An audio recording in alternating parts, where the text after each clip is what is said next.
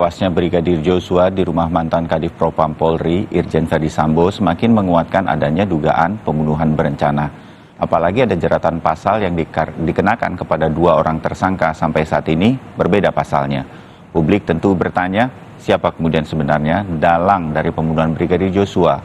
Bagaimana penanganan hukumnya sampai saat ini? Kita akan bahas pagi ini dengan sejumlah narasumber. Di antaranya nanti akan bergabung Kuasa Hukum Barada Eliezer, Deolipa Yumara, tetapi masih kita tunggu kehadirannya, sudah berjanji untuk Sapa Indonesia Pagi.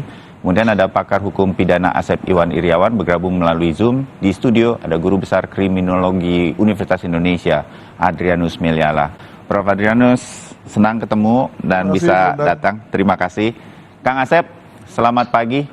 Salam sehat buat Kang Asep. Salam sehat, semangat selalu. Iya. Saya ke Kang Asep sebentar. Kang Asep, kita pernah bahas mengenai pasal terhadap Barada Eliezer, pasal 338, koreksi ya, Kang, pasal 338, Jungto 5556, Kang Asep mengatakan pada waktu itu dia sendiri, tetapi dia ikut serta atau membantu. Jadi kita tunggu perkembangannya. Benar Kang, ada tersangka baru, Brigadir RR. Nah, pasalnya 340 yang disampaikan sama Kang Asep waktu itu. Kalau 338 tidak berencana, 340 berencana. Di titik ini, Kang Asep ada analisa mengenai pasal-pasal yang diterapkan kedua tersangka sampai sejauh ini, Kang Asep? Ya, yang pertama, Mas Bayu, satu adalah kewenangan penyidik menentukan pasal.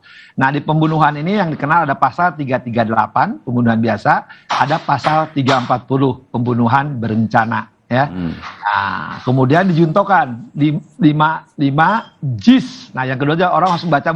Yang pertama junto, yang kedua JIS 56. Ya, jadi turut serta dan membantu pembunuhan. Nah, peran katakanlah si E ini yang bisa membantu, bisa ikut serta, bisa disuruh melakukan, ya. Nah, dalam pembunuhan. Nah, tapi dia tidak ikut berencana, ya. Nah, tapi kalau yang baru R, sekali lagi sangkaan ya, ini baru sangkaan, dugaan kan. Atau sangka itu karena diduga berdasarkan bukti permulaan yang cukup. Nah, ya mungkin yang melakukan, menyuruh melakukan, atau turut serta dalam pembunuhan berencana. Jadi peran A, kan hukum bilang tuh gini, siapa berbuat apa dapat dipertanggungjawabkan. Nah, siapa tadi E, sekali lagi ya, baru diduga pembunuhan, ya, membantu, ikut serta, ya, atau melakukan. Nah, tapi kalau si RR ya, si RR ini ya bisa juga ya, dia pembunuhan berencana. Tapi dia harus turut serta. Nah, maka tadi istilah dalang, kalau dalang nggak ada, kalau dalang itu ada di Bandung, Cepot, Asep, nah itu dalang. Kan? Dalang golek itu. Tapi yang pasti gini Mas Bayu, kalau sekarang mah pasal bisa berubah karena nanti kan petunjuk jaksa dan sebagainya. Yang pas itu pasal itu nanti entah petunjuk jaksa atau yang sudah jadi kelak nanti kalau jadi dakwaan, kita kan tahu peran masing-masing.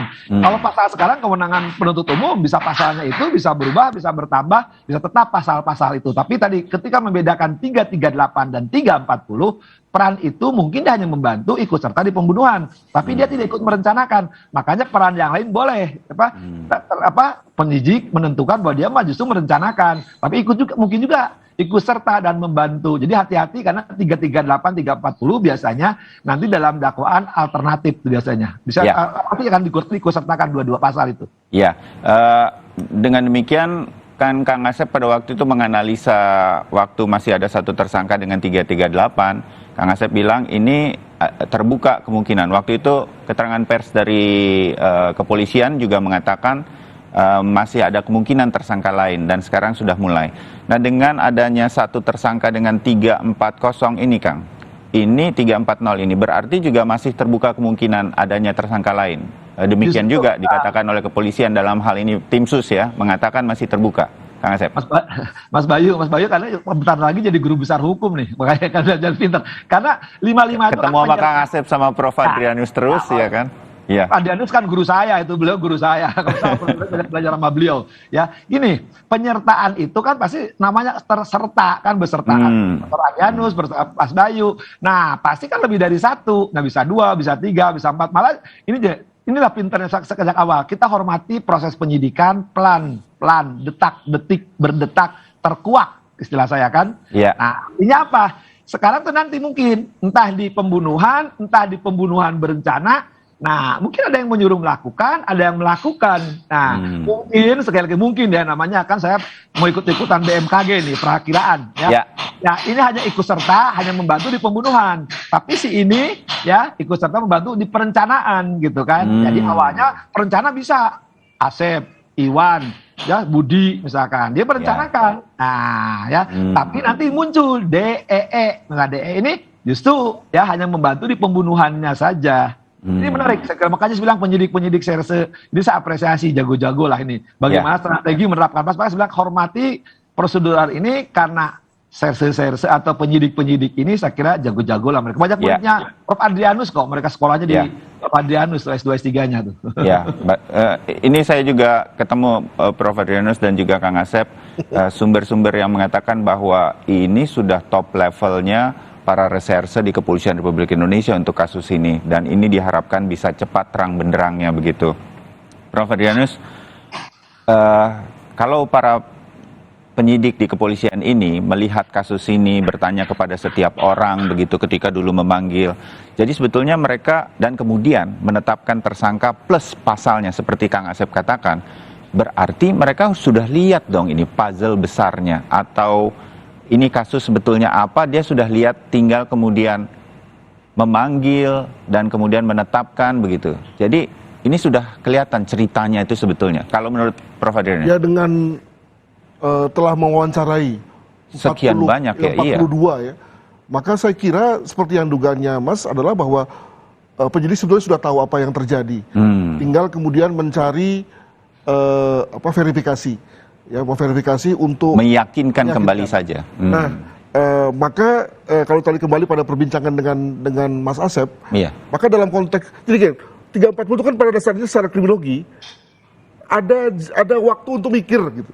Jadi yang namanya perencanaan itu tidak harus misalnya dibuat planning ya, surat-surat, nggak harus begitu, tapi ada jeda di mana orang pause ya untuk kemudian diapain nih orang nih gitu ya.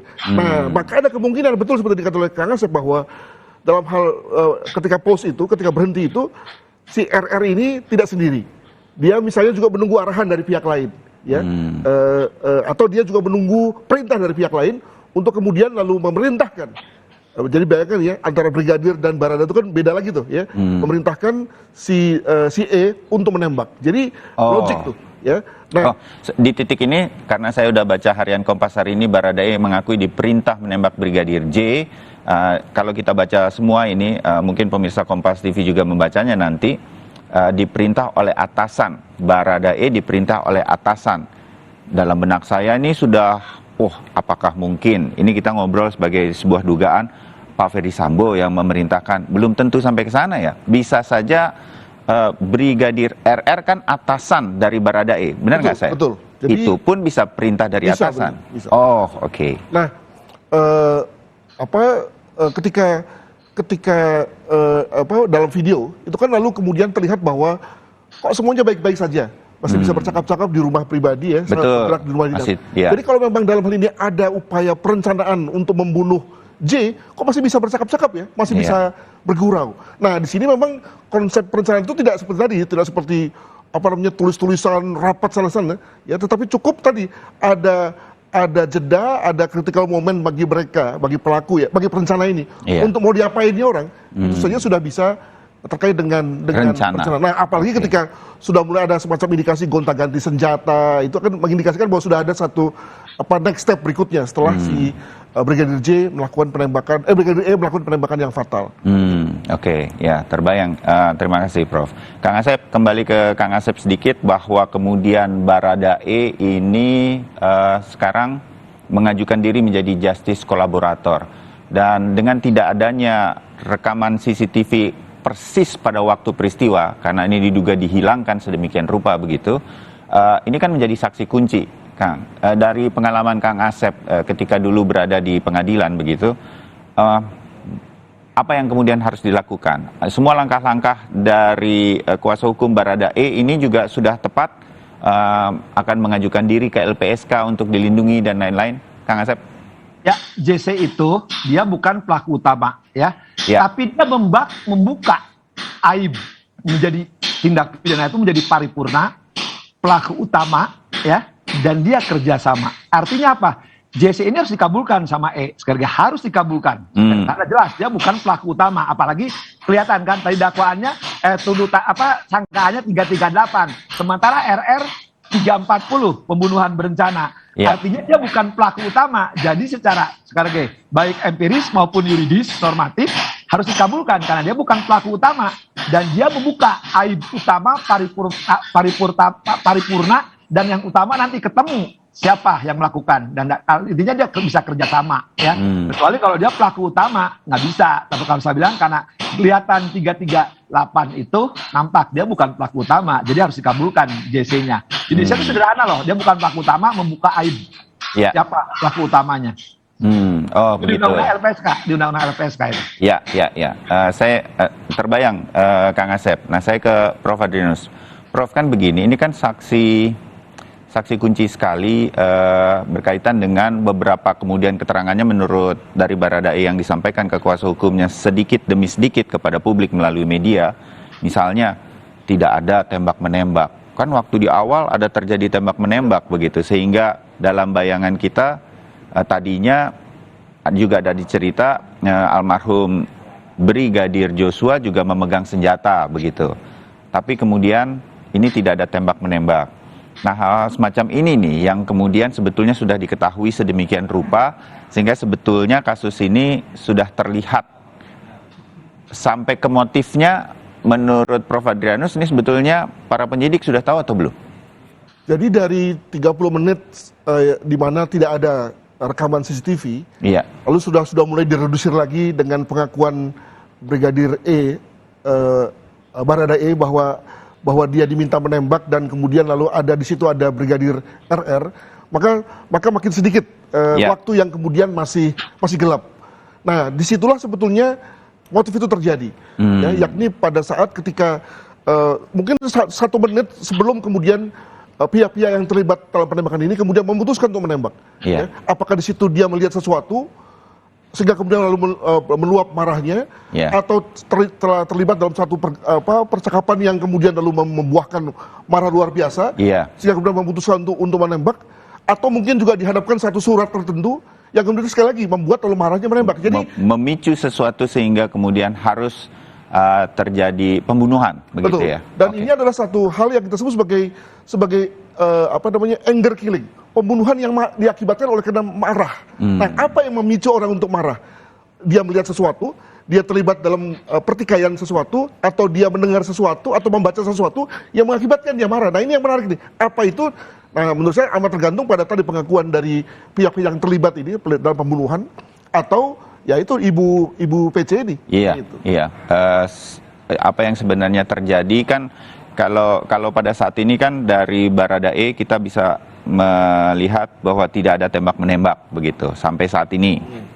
Yang tadinya kemudian kita tahu ada tembak-menembak. Kemudian dari beberapa keterangan yang lain, misalnya detik demi detik yang disampaikan Komnas HAM, waktu yang tersisa sangat sedikit dari Brigadir J almarhum itu masih hidup sampai kemudian dinyatakan sudah tewas begitu. Nah dari sisi ini tampaknya agak sulit terjadi penyiksaan misalnya, walaupun nanti kita masih menunggu hasil otopsi ulang. Nah yang paling menurut saya agak sulit, tapi sebetulnya ada saksi kuncinya Ibu PC, apakah terjadi pelecehan seksual? Di situ titiknya, Prof ya? Masalahnya adalah bahwa pelecehan seksual itu umumnya bersifat relasi kuasa ya, bersifat non seksual interest sebetulnya. Jadi antara atasan dan bawahan. Nah dalam hal pelecehan seksual, siapa atasannya? Atasannya kan adalah Ibu PC kan, yang memang memiliki struktur lebih tinggi daripada si almarhum Brigadir ini. Maka ini semua ajudannya Ibu soalnya, Baradae, Brigadir J gitu. Itu adalah pelecehan seksual dari sisi itu. Nah, bagaimana kalau kita pindah ke yang lain, yakni bahwa ini ada satu situasi perselingkuhan, bisa kan? Yang kalau kemudian lalu dilihat oleh orang atau orang oleh suami, jadi kita bicara mengenai kayaknya, lalu menimbulkan satu kemarahan luar biasa. Ini juga satu hal yang perlu dieksplorasi oleh penyidik. Begitu. Ya, hal-hal semacam ini yang mungkin tersisa begitu ya. Kang Asep, masih ada satu lagi pemeriksaan yang mungkin sangat penting, tetapi harus menunggu. Kang Asep juga sempat mengatakan bahwa ini kalau Ibu PC menjadi saksi kunci, tetapi kondisi psikologisnya memang masih belum memungkinkan. Tapi pada titik-titik ini apakah memang diperlukan, kalau kita lihat sudah muncul ke publik, sudah sempat berbicara, dan kita rasanya tanpa kita menjadi psikolog juga kita tahu ada tekanan psikologis yang terjadi terhadap Ibu PC, dan kita harus simpati terhadap situasi ini. Terjadi atau tidak pelecehan seksual ini adalah keluarga besarnya begitu terhadap dirinya, betul ya Prof ya. Nah, hal semacam ini tapi kan sangat penting buat penyidikan ini. Apakah memungkinkan untuk memanggil, untuk memeriksa sedemikian rupa dengan teknik tertentu sedemikian rupa sehingga kemudian kasus ini bisa segera jelas? Baradae dan juga Ibu PC kan betul-betul yang mengetahui ini. Dalam tanda petik CCTV-nya di situ gitu. Apa yang terjadi terhadap dirinya? Kang Asep. Ya, yang pertama ada kejadian ya pembunuhan. Jelas sekarang tidak ada tembak-tembak, tapi ada yang dibunuh. Ya. Pelakunya siapa kan jelas kali itu. Nah, sekarang kan yang kedua tentang tema yang kedua adalah kekerasan seksual. Kekerasan seksual itu kan Ibu P telah melaporkan kuasa hukumnya. Nah, kalau dilaporkan, sekarang penyelidikan. Apakah itu ada atau tidak? Kalau ada, pasti udah jadi penyidikan, toh. Udah ada tindak pidana. Nah, tapi kita hormati itu yang kedua. Nah, yang ketiga yang penting.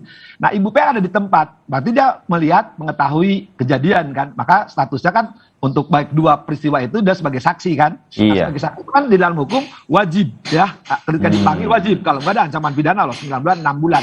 Nah, ketika sebagai saksi nanti kan, ya harus memberi keterangan kan apa yang terjadi di kasus pembunuhan, apa yang terjadi di kasus tanda petik kekerasan seksual, ya. Kalau pembunuhan udah selesai lah, siapa pelakunya tinggal nunggu berikutnya. Nah, kalau di kekerasan seksual, nah pasti kan penyidik sedang mencari apakah ada atau tidak. Kalau ada pasti naik, namanya ke penyidikan kan. Kalau tidak pasti tidak naik ke penyidikan kalau tidak ada kan. Nah, yang pertama tadi kan kekerasan seksual ini kan sekarang ada undang-undang TPKS ya. Pembuktiannya itu memang harus agak pasal 24, 25 itu ya. Itu memang keluar dari KUHP ya, walaupun ngikutin KUHP. Nah, jelas kekerasan seksual apakah pelakunya ada atau tidak ya, seperti di pembunuhan. Nah, saksinya siapa yang melihat kan? Nah, apakah nanti RR melihat, apakah E melihat atau lain nggak melihat gitu kan? Nah, itu juga memang kita harus hati-hati di kasus kekerasan seksual gitu kan. Jadi kita nggak bisa sembarangan. Tapi sebenarnya kalau ini haknya Ibu P telah menyampaikan laporan. Nah, ketika laporan ini sedang diproses penyelidikan, nah kita tunggulah penyelidikan apa naik ke penyidikan atau tidak. Kan penyelidikan tuh sedang mencari apa ada tindak pidananya nggak kekerasan seksual. Kalau nggak ada ya nggak naik kan, nggak naik ke penyidikan, berarti tidak ada. Kalau naik penyidikan pasti ada tindak pidana, cuma nanti tinggal di pembuktian. Sering saya katakan, mari kita hormati prosedur itu. Ya, baik, terbayang Kang Asep. Nah, kita jeda dulu, Prof. Adrianus tetap di sini, Kang Asep tetap di sini, dan nanti sebentar lagi bergabung juga kuasa hukum dari Barada Eliezer, Dioli Payumara, untuk bergabung bersama kami di bagian kedua, untuk bisakah kita tahu sebenarnya apa motif yang melatar belakangi terbunuhnya Brigadir J. Tetap bersama kami.